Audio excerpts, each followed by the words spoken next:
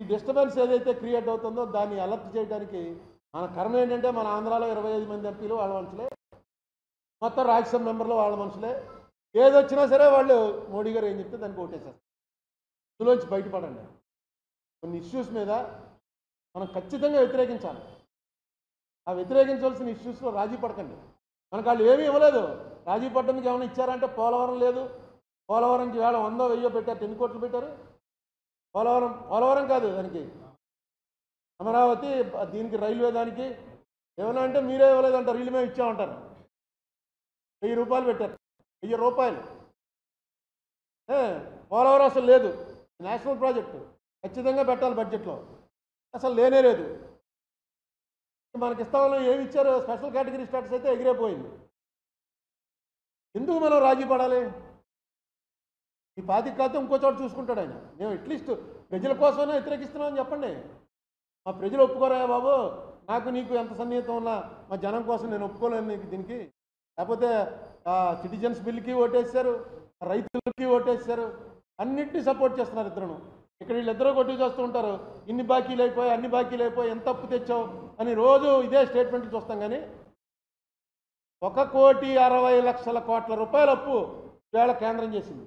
1,60,00,000 కోట్లు అంటే వాళ్ళకి అధికారం అప్పగించిన నాటికి ఇవాళకి 1 కోటి కోట్లు చెప్పలేకపోతున్నాం కూడా. ఇంత ఉంటుందని 1 కోటి కోట్లు అప్పు చేశారు.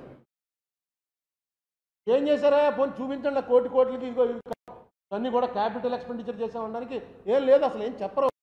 అడిగితే నోరు మీదే అంటారు. కూర్చో అనగానే అందరు కూర్చోవలసిందే. కూర్చోపోతే పొద్దున్నే ఈడీ వచ్చేస్తుంది. దాక్కోలేక చావాలి. ఈ పరిస్థితుల్లో దీన్ని వ్యతిరేకించాలంటే ఎవరెవరైతే బీజేపీ సిద్ధాంతం, హిందుత్వ, బీజేపీ సిద్ధాంతం, capitalist pattern of society, BJP సిద్ధాంతాలు ఉన్నాయో వాటిని వ్యతిరేకించే వాళ్ళందరూ కలవాలి. ఇవి కొత్త ఏముందండి? ఇలా జగన్ అన్నా చెల్లెళ్ళు ఇక్కడ తీశారు మమ్మల్ని. నాయుడు, రామూర్తి నాయుడు ఎవరు తీశారు? అశోక్ గజపతిరాజు, ఆనంద్ గజపతిరాజు మా చిన్నప్పుడు ఎప్పుడు చెరో పార్టీలో ఉండేవారు. ఇద్దరు ఓన్ బ్రదర్స్. ఎవరో విడదీశారు? కేసీఆర్ అని బయటికి రాగానే వీళ్ళు టికెట్ ఇస్తున్నారు. ఎవరో విడదీశారు? ఏ కుటుంబంలో ఇద్దరు ఉండకూడదా చెరో పార్టీలో?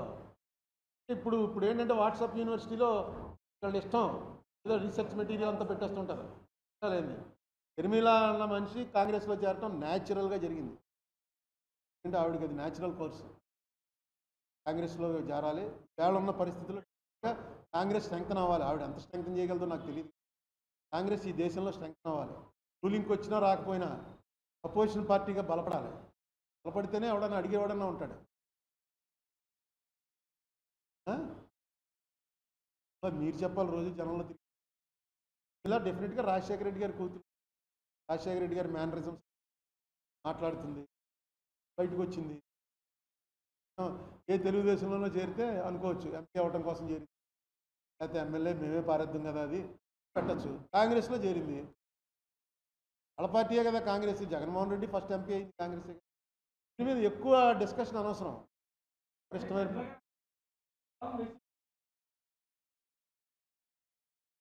ఆవిడికి మీ ద్వారా నా సలహా ఏంటంటే వాట్సాప్ యూనివర్సిటీలోకి అసలు వెళ్ళకండి. ఎంతసేపు వాట్సాప్లోనే సాక్షిలో రాయిస్తున్నారు. ఇప్పుడు ఎలక్షన్ల దగ్గరికి వచ్చాక వీళ్ళు తిట్టింది వీళ్ళ పేపర్లో రాస్తారు, వాళ్ళు తిట్టింది వాళ్ళ పేపర్లో రాస్తారు. కాంగ్రెస్కి పేపర్ లేదు, బ్యాడ్ అది. మిగతా అన్ని పార్టీలకి పేపర్లు ఉన్నాయి. విశాలాంధ్ర, ప్రజాశక్తి కూడా ఉన్నాయి. కాంగ్రెస్కి లేదు పేపర్. ఈ ఎలక్షన్లో వచ్చిన ఒక ఇదేంటంటే అర్బన్ ఏరియాలో చదువుకున్న వాళ్ళందరూ కూడా జగన్కి వ్యతిరేకంగా ఉన్నారు. కారణం ఏంటంటే మనం స్కూటర్ బాగోలేదు ఇలాంటి కొన్ని. ఇప్పుడు జగన్మోహన్ రెడ్డి ఎన్ని రకాల తప్పులు చేయాలో అన్ని రకాల తప్పులు చేసుకుంటూ పోతున్నాడు. ఈ సీట్లు మార్చడం ఇది ఆఖరిలో చెప్తారు. మార్చేసేవారు అని వాడు ఏడ్చేలోపు నోటిఫికేషన్ వచ్చేస్తుంది, నామినేషన్లు వేసేస్తారు. ఇప్పుడు 2 నెలల ముందే మొన్న ఒక ఎమ్మెల్యేకి ఆవిడ ఎమ్మెల్సీకి ఓటేయడానికి వెళ్తుంటే పిలిచి చెప్పాట, నీకు టికెట్ లేదని. ఆవిడ వెళ్ళి వ్యతిరేకంగా ఓటేసింది. ఎమ్మెల్సీ ఓడిపోయారుగా. ఆ విజయవాడ అమ్మాయి నెగ్గింది. తెలుగుదేశం అమ్మాయి నెగ్గింది. శ్రీదేవి ఎవరో అదే ఆ ఓటు ఎవరైనా ఓటేసి వచ్చాక చెప్తే అర్థం ఉంది. అలాగే ఇప్పుడు చాలా సీట్లు మీకు సీట్లు లేవని చెప్పేశారు. వీళ్ళందరూ రేపు ఏం చేస్తారు? రాజ్యసభ ఎలక్షన్లో ఇంకోటి ఎలక్షన్ సీక్రెట్ పోల్ కాదు, చూపించేయాలి.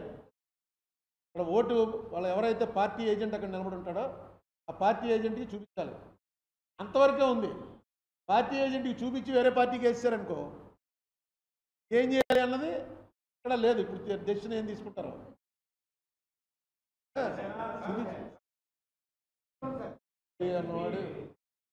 మోడీ అన్నవాడు మన జగన్ అన్నవాడు ఒకటే పరిస్థితి. వాళ్ళ మనసులో ఏమొస్తే అది చేస్తారు. మోడీ కనీసం అమిత్ షాతో మాట్లాడతాడు, జగన్ ఎవరితో మాట్లాడో ఎవరు చెప్పలేకపోతున్నారు.